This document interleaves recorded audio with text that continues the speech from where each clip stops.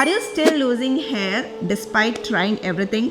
What if I tell you that there are time-tested natural solutions that not only help stop hair loss but also helps revive your hair from the roots? That being said, Ayurveda is a 5,000-year-old science that offers powerful remedies that do just that. Hi, I'm Dr. Smriti Walson and welcome back to my YouTube channel.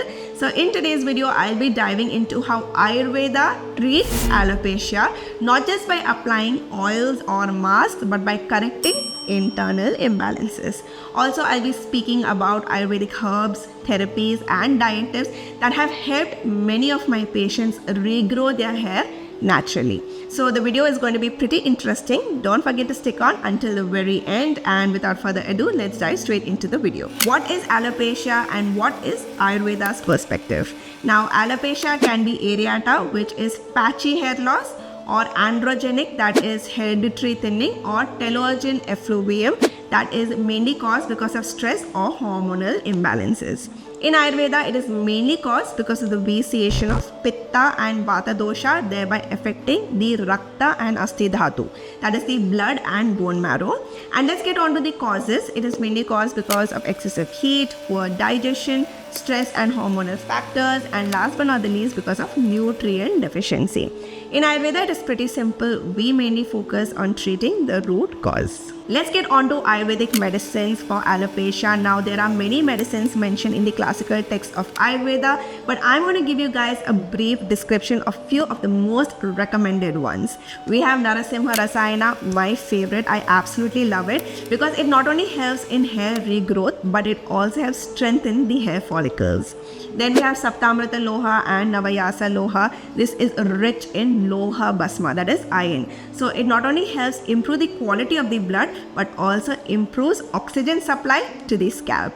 Then we have Punarnavadi Mandura. This is also really very good because it helps or improves the liver metabolism, thereby increasing nutrient absorption and also reducing inflammation and water retention linked to hair loss.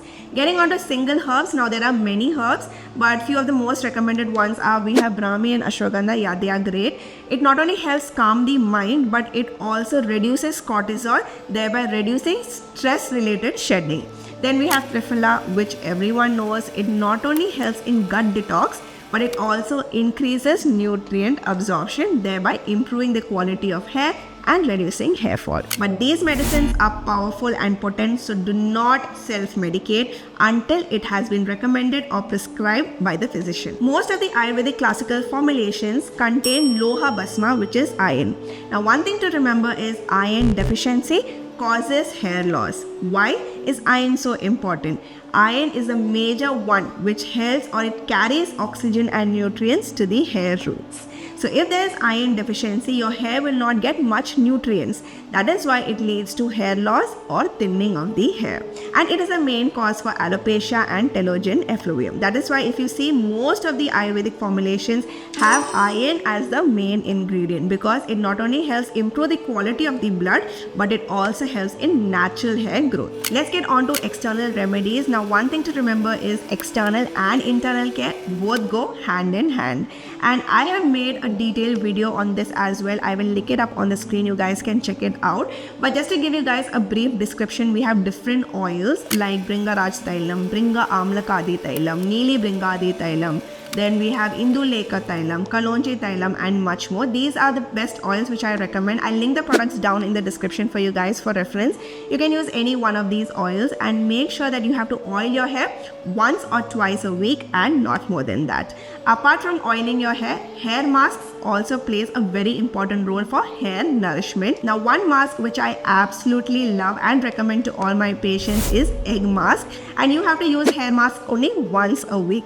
I made a detailed video on this as well. I'll link it up for reference. Let's get on to the Panchakarma treatments. Now, definitely if your condition is very chronic, then you have to undergo therapy. We have different treatments like Shirodhara, where medicine is poured over the scalp just to calm the mind. Then we have Shiropitchu, where a cotton pad is taken, it is dipped in medicated oil and placed over the head. This is for deep nourishment. And we have Tala Podichal, where medicinal paste is applied over the scalp basically to pacify the Pitta dosha. Then we have Nasya Karma, my favorite, where medicine is instilled into the nostrils basically for detoxification of the head and stimulating the hair growth.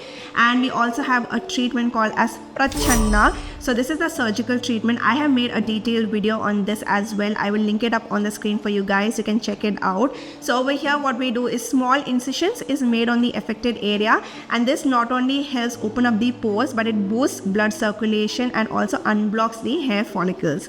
So this is one very interesting therapy, and I have seen remarkable difference in my patients. One thing to note is please do not try any of these treatments until it has been prescribed by the physician, because only after proper analysis and based on assessing which dosha is vitiated and based on your condition, the correct treatment plan will be prescribed. Let's get on to diet tips. It's pretty simple. Have iron-rich food, dates, til, jaggery, leafy grains, then include healthy fats like ghee, soaked nuts, and last but not the least, remember to avoid spicy and fried food because it's going to aggravate your Pitta dosha. Avoid using chemical shampoos, overwashing your hair, doing tight hairstyles, and last but not the least, having processed food and excessive caffeine intake. So if you're struggling with hair loss, you should not only rely on oils or shampoos, instead get your iron level checked as well. Ayurvedic formulations not only help rebuild the blood quality but also helps increase oxygenation, thereby increasing the scalp's vitality naturally.